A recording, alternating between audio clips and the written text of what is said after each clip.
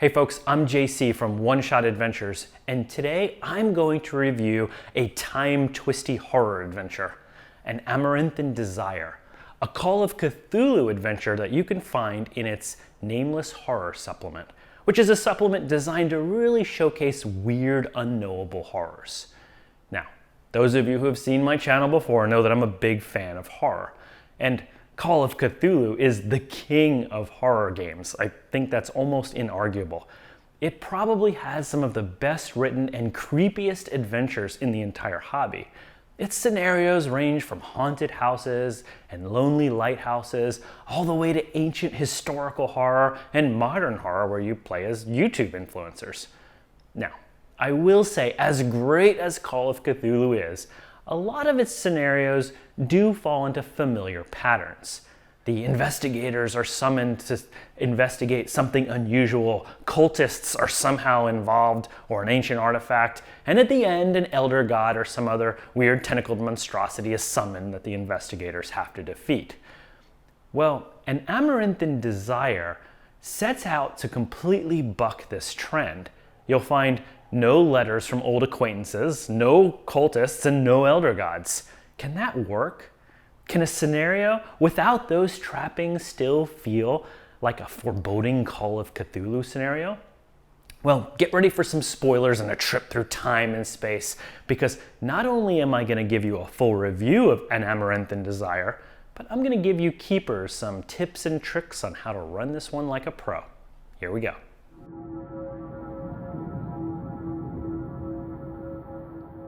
An Amaranthine Desire is written by Matthew Sanderson. It's one of 6 adventures that you can find in A Nameless Horror, which is a supplement that sets out to avoid all the familiar horror tropes. It was originally published back in 2016, but a second edition of A Nameless Horror just hit shelves a few months ago. The adventure spans 36 pages, but I was able to finish this in just one 4-hour session. In fact, if you're going to be GMing this one, I encourage you to try to finish it in just one session, because as you'll see, the way the adventure is structured, it means it's going to be hard for your players to kind of pick up where they left off if there's a long gap between sessions. The setup of the adventure is this.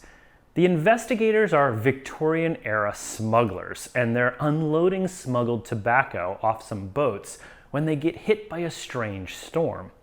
They get knocked off into the water of the ocean, and when they swim back to shore, they discover that they've been catapulted 700 years into the past. Back in the medieval ages, it's New Year's Day in the year 1287, and they're in the town of Dunwich.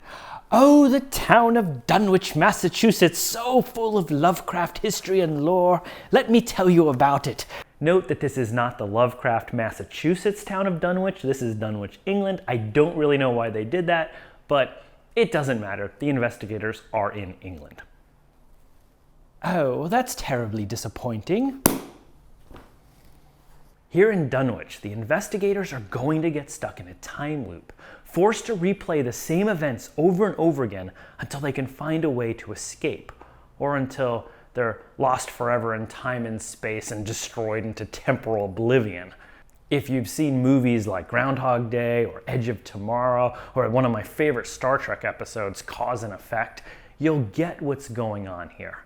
The PCs will progress a little bit through the mystery, but then the town bell will ring and they'll get forced back into time where they'll have to start the loop over again. Now, obviously, time loop adventures are tricky to GM and also tricky to explain, but let me try to walk through how this adventure works. The adventure is centered around a crown, part of a set of 3 legendary Saxon crowns that are very powerful and protect the town of Dunwich from invasion. Now, the crown is sought after by an angry pagan priestess named Sarah Brown. She wants to destroy the crown that protects Dunwich because she's so fed up with all the rich people in the land who are abusing the town that she'd rather see the town and the land destroyed than watch it get abused further by these greedy people. Now, one of these greedy men is a man named William Levitt. He's a corrupt merchant, and he's terrified that Sarah Brown's going to find the crown. So William Levitt plans to set up Sarah as a witch so he can get her burned and he can continue on his avaricious ways. However, when Sarah is burned at the stake, she casts a terrible curse on the town, wiping it out in a fierce supernatural storm. But moments after Sarah casts the spell as she's getting burned at the stake, the town's bell rings, and this combination of events causes the time loop to reset for the investigators. To stop the time loop, the PCs need to either rescue or kill Sarah to prevent her spell from being cast or destroy the town bell. However, each time that bell rings and the time loop resets, the investigators age 10 years. They grow weaker over time. So functionally, this means that the PCs are in a serious time limit, and they have at most 4 or 5 attempts to solve this mystery, otherwise they're going to perish. Okay, so to recap, William Levitt is going to arrange for Sarah Brown to get burned at the stake, and if that happens, then the time loop resets, and if the PCs can't stop it, they will die of old age. Got it? Good. The investigators are going to begin each time loop in the nighttime woods, just south of the town of Dunwich. They'll see an owl fly over their heads, heading west. The owl is the familiar of a witch named Claire Boone, and if the PCs follow the owl, then they'll encounter her and her 2 friends, Catherine and Nathaniel. Now, obviously these 3 medieval villagers will be confused by the PC's more modern attire, but they will cautiously make conversation. They'll explain that they're looking for their friend, Sarah Brown, who has been missing for a couple of days, and they're worried that she's been captured by the local priests. Soon, however, the PCs will be interrupted when they see a windmill burning in the distance. Rushing there, they'll see a man come out of the windmill and say there's somebody trapped upstairs, which of course encourages the investigators to jump to the rescue. However, at the top of the burning windmill, they'll find a horrifying sight. A murdered priest, Father Finch, has been nailed to the top floor, his chest carved open with a weird occult symbol. Now, the PCs don't know this yet, but Father Finch has been murdered by a man named Hawkins, who is a cutthroat associate of William Levitt, that greedy, corrupt merchant. William Levitt wants this priest dead because he knew too much about the crown and figured that an occult-looking death of a goodly priest would set up Sarah for good old-fashioned witch burning. From there, the PCs will probably find their way to the nearby walled town of Dunwich. A local beggar will direct them to an inn, the Harbor Inn, where the PCs can find out more backstory on the village and its various rivalries. At this point, if you're playing with the pre-generated characters, at least one of them will recall that this town was once wiped off the map by a crazy storm that happened around this date, so they'll definitely get the feeling that something bad's about to happen here. Now, the town of Dunwich is fairly big. There's lots of churches and shops and that sort of thing, but this doesn't really come into play because the PCs are on such a short leash. They only really get an hour or 2 to explore before the time loop's gonna reset them. In a kind of clever thing though, the town guards just immediately don't like the PCs because they're dressed all weird and seem like foreigners. And so the entire time the PCs are exploring the town, they're gonna have to kind of avoid the guards. Otherwise, they're gonna get thrown in jail, and that's also gonna reset the time loop. Excuse me, could you please let me out of jail? I have a witch burning. I really have to stop. Oh, not again.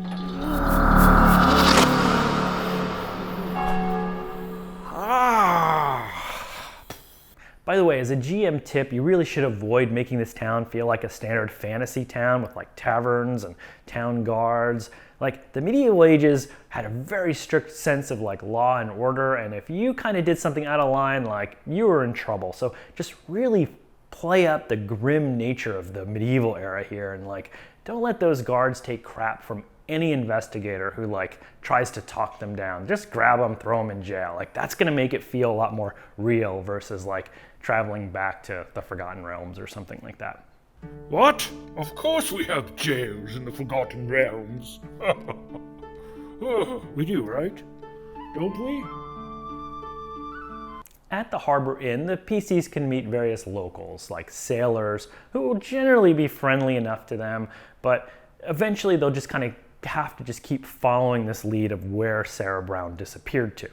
At Sarah's house, they'll find it abandoned, but the upstairs has remnants of a protective elder sign carved into the floorboards. It's protecting a little cubby hole, which clearly has something inside, but by the time the PCs got here, all the stuff's been removed. If the PCs want to find out more about Father Finch, that priest that was brutally murdered atop the burning windmill, they'll find their way to St. Bartholomew's Church, which is where Father Finch worked and lived. And here, in an interesting twist, is the ghost of Father Finch. He's protecting the church's crypt, which is the location of that crown that protects the town. And if the PCs mess with the crown, they'll anger the ghost of Father Finch, and they'll have to figure out a way to kind of convince him that they don't mean to do any harm, which will probably take a few time loops for them to understand and have enough context about what the crown is.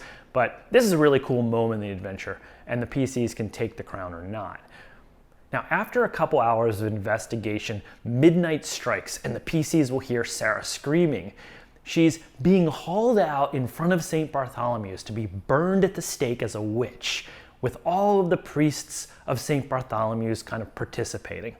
Now, without intervention, those priests, as well as William Levitt, the guy who kind of set her up as a witch, will burn her at the stake, and she'll call out a prayer as the fires ignite around her.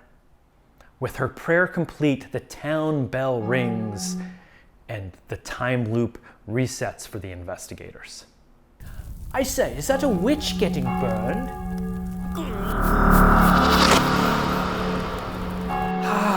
Not again. Now, if the players can rescue Sarah, which requires them to convince the town priests not to burn her, the time loop will come to an end. Sarah will offer her help to the PCs to guide them back to their home timeline. It's a little mysterious why she offers her help, but I have a theory about this I'll talk about later. She'll force them all to hold hands.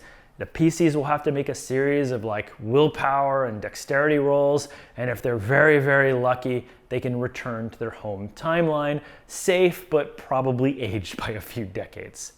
Oh, and in a really final, tragic, fun twist, each time the bell had tolled and the time loop reset, the investigators' final return actually moves forward in time. So worst case, let's say they completed the adventure in 6 time loop resets, then they're going to appear over 100 years after when they started. So they'll be catapulted from the Victorian age into the modern 21st century. So you can see why this is really good for a one-shot, not as something that's part of your continuing Victorian age campaign.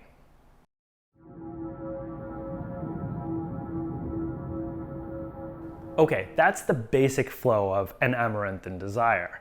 The premise is actually simple. The PCs just have to stop Sarah from getting burned before she can complete her prayer, or else the time loop resets. And if it resets too many times, the investigators will either die of old age or be thrown forward in time so far they don't recognize anything. So what do I think of this adventure? First, I think this is just an amazing premise. Not only is it a Call of Cthulhu scenario with no cultists, no elder gods, and no trips to the library to make library use rolls, but instead it's this twisty, open-ended adventure that will challenge the PCs to really think their way through it and pay attention to the characters and events. I love that the key NPCs here are very, very gray, with motivations that are neither good or outright evil. And I really love that the final encounter of this adventure, that fierce debate between William Levitt, the corrupt merchant, and a bunch of confused priests, is violence-free, but still very high stakes. In fact, the finale of this adventure reminds me of those old Star Trek episodes where Kirk or Picard would debate the villain into a defeat at the end, something that I think role players will really like. I also like how this adventure includes optional hooks for the GM, which will help a lot if your players end up getting confused, which, let's face it, even in a straightforward time travel adventure, they probably will at some point. So for example, The author included an NPC at the Harbor Inn who is also a time traveler, and he really only exists to help the PCs if they get stuck. And Sarah has those 3 friends who know kind of what's going on, and it's nice that there's 3 of them, so if the players screw up and accidentally get one killed or alienate one of them, there's always a backup of somebody who knows more about Sarah. I do have some quibbles with An Amaranthine Desire. First, the adventure is overwritten. For example, it spends a paragraph on the exact position of the moon, which really only exists to tell the players that they aren't in the same place and time as where they started. It's also not organized in the most straightforward way. So if you're going to run this one, just expect to read it several times before you'll get the gist of it. All of the key events are written in there. There's like nothing missing, but figuring it out just takes some time. So if you're looking for an adventure that you want to run at the last minute, just skip this one. Run something simpler instead. You really have to know the NPCs, the backstory of the town, and the events, and how the time loop works for this to run really well. Second, the entire adventure hinges on the player's ability to figure out what causes the time loop to reset. That's Sarah's prayer followed by the ringing of the bell. While this seems obvious, it might not be obvious to players. I actually played in this adventure before I ran it, and when I played it, we all thought that the bell tolled after the loop reset, like it was the prayer causing it. So we never made the connection that we actually have to stop the bell from ringing until very, very late. So as a GM, just really emphasize the order of events here. Like emphasize that the prayer is said, the bell rings, and then the loop resets. And this is especially important because in a time loop adventure, the loops can start feeling repetitive if it starts going on too long. Like at first when I played, it was really cool the first 2 or 3 times it reset, but by the time we hit the 4th reset, it was a little frustrating and felt like we were redoing events a little bit too much. So if you're gonna GM this one, just don't be stingy on your clues. Ideally, you want your players to kind of figure the whole thing out by the time you hit that 3rd or 4th reset. Also, and maybe this has to do with the adventure being a little bit overwritten, but there's a lot of small red herrings in this adventure. Like, remember that cubbyhole in Sarah's house where the PCs can find the remnants of an elder sign? Well, the documents that were in there, which were stolen by William Levitt, actually just don't have a clear purpose in the adventure.